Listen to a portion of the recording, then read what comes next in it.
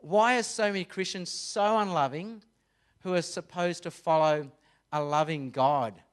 Yes. So that's a very good question. Why are so many Christians so unloving who are supposed to follow a loving God? And that's the question even the Bible has. So you just asked the question that God himself asks of his own people. So at one level we can say, amen, that is God's question. And what's really interesting, when you read the Bible, you have God's way, and then the opposite of God's way, we think, oh, okay, it's the non-God way. God's way, non-God way, God's way, the atheist way, the theist way, the secular way. No. The Bible pits two groups of people, God's way, religion's way, the church and religion. So in the Old Testament, God is always having a go at his own people. Why are you so unloving? You oppress the poor, you oppress the immigrant, you are unloving. So your religious rituals are meaningless. There's a passage where God says, I wish you'd just shut the temple and stop going to church. I prefer you didn't even do that. So that's what God says. And then in the New Testament, who are Jesus' opponents? God-believing religious people. And it's the same issue. They're not loving. Jesus says, how can you be so unloving to your people? And then there's a disconnect.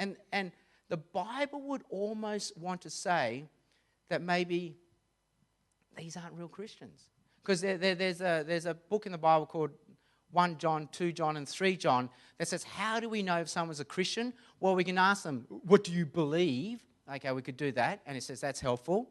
But the other test is, do you love? Because if you really do follow a loving God, you will be loving.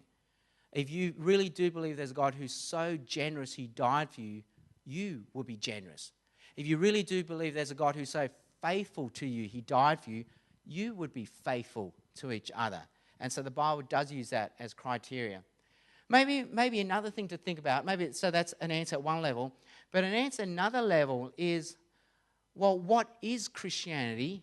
What is the church? Is it for loving people? Is it for good people? And maybe part of what drives this question is a misunderstanding of what Christianity is. Because religion would try to say something like this to us, that good people will go to heaven, bad people will go to hell. And then so we look at the church, like, how can these people think they're going to heaven? They're so bad. Good people go to heaven, bad people go to hell. I think everyone here in this room is going to hell based on what they're doing. And that's exactly the point. Christianity is not saying that.